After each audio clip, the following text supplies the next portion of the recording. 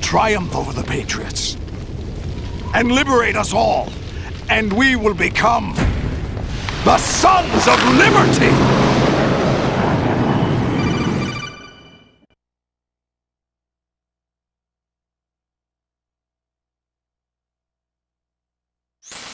Raiden, are you receiving?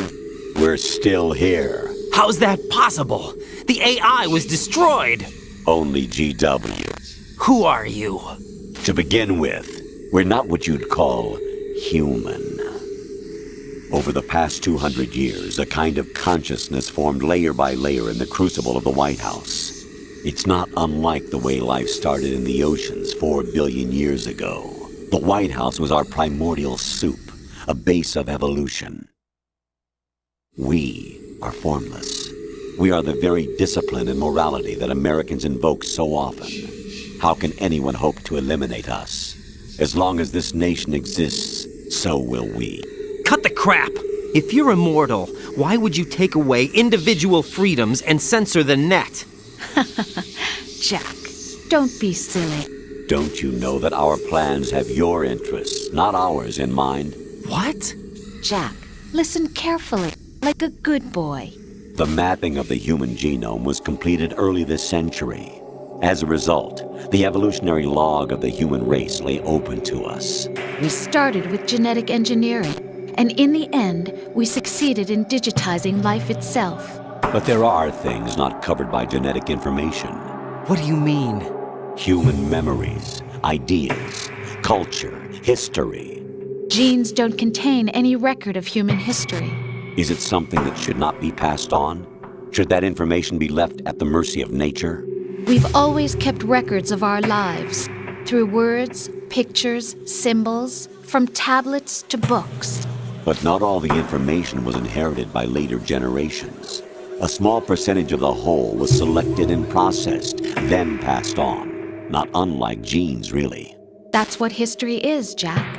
But in the current digitized world, trivial information is accumulating every second, preserved in all its triteness, never fading, always accessible.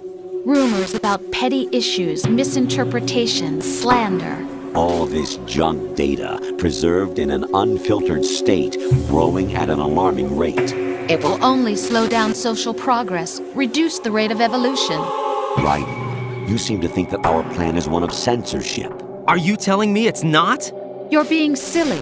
What we propose to do is not to control content, but to create context. Create context? The digital society furthers human flaws and selectively rewards development of convenient half-truths. Just look at the strange juxtapositions of morality around you. Billions spent on new weapons in order to humanely murder other humans. Rights of criminals are given more respect than the privacy of their victims. Although there are people suffering in poverty, huge donations are made to protect endangered species. Everyone grows up being told the same thing. Be nice to other people. But beat out the competition. You're special. Believe in yourself and you will succeed. But it's obvious from the start that only a few can succeed. You exercise your right to freedom, and this is the result. All rhetoric to avoid conflict and protect each other from hurt. The untested truths, spun by different interests, continue to churn and accumulate in the sandbox of political correctness and value systems. Everyone withdraws into their own small gated community, afraid of a larger forum. They stay inside their little ponds, leaking whatever truth suits them into the growing cesspool of society at large. The different cardinal truths neither clash nor mesh. No one is invalidated, but nobody is right. Not even natural selection can take place here. The world is being engulfed in truth. And this is the way the world ends, not with a bang, but a whimper. We're trying to stop that from happening. It's our responsibility as rulers. Just as in genetics, unnecessary information and memory must be filtered out to stimulate the evolution of the species. And you think you're qualified to decide what's necessary and not? Absolutely. Who else could wade through the sea of garbage you people produce, retrieve valuable truths, and even interpret their meaning for later generations? That's what it means to create context. I'll decide for myself what to believe and what to pass on. But is that even your own idea? Or something Snake told you. That's the proof of your incompetence right there. You lack the qualifications to exercise free will. That's not true. I have the right.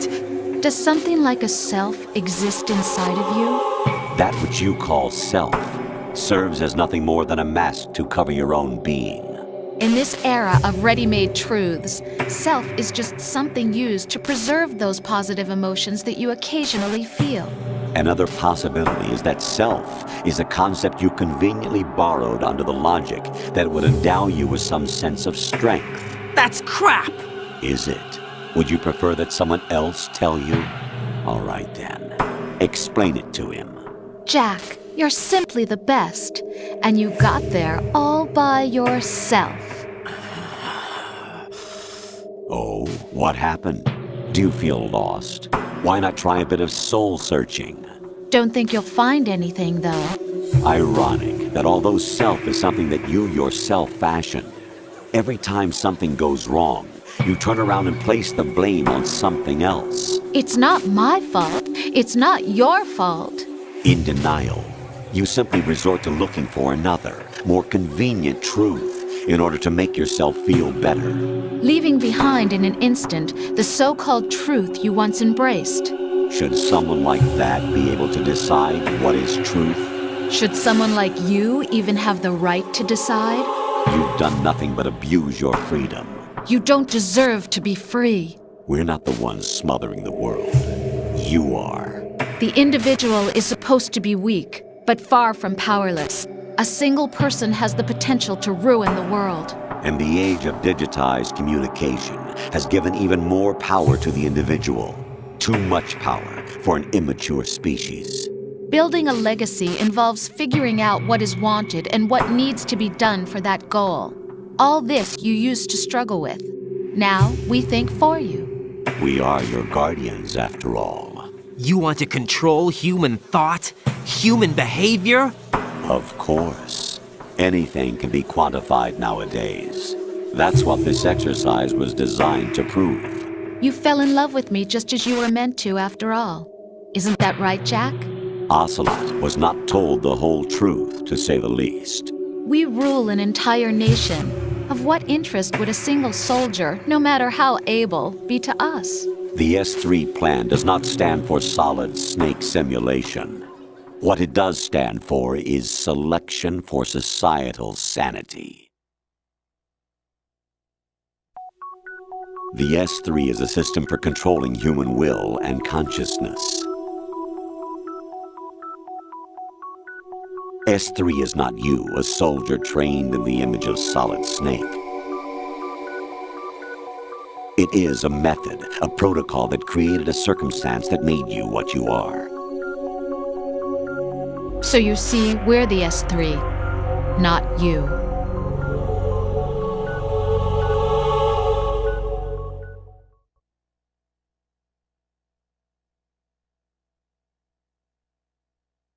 What you experienced was the final test of its effectiveness. That's crazy. You heard what President Johnson said. The Arsenal's GW system is the key to their supremacy. The objective of this exercise was to establish such a method. We used Shadow Moses as a paradigm for the exercise. I wonder if you would have preferred a fantasy setting. We chose that backdrop because of its extreme circumstances. It was an optimal test for S3's crisis management capacity. If the model could trigger, control, and solve this, it would be ready for any contingency. And now, we have our proof.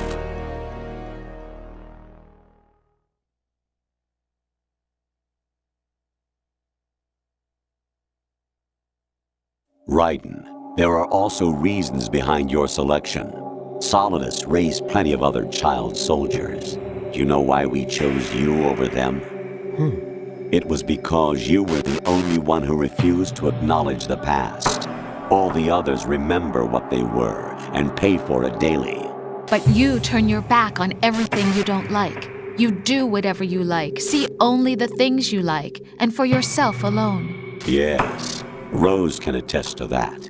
You refused to see me for what I was. I lied to you, but I wanted to be caught. You pretended to be understanding, to be a gentleman. You never made a conscious attempt to reach out to me. The only time you did was when I gave you no choice but to do so. I was just trying not to. What? Trying not to hurt me? Dear, the one you were trying not to hurt was yourself. Avoiding the truth under the guise of kindness is all that you did. It occurred to you to do nothing but look out for yourself. Even if you claim that it was for my sake, that feeling was nowhere to be seen. In the end, everything was for your sake. I was never part of the picture. Exactly right. So you see, you're a perfect representative of the masses we need to protect.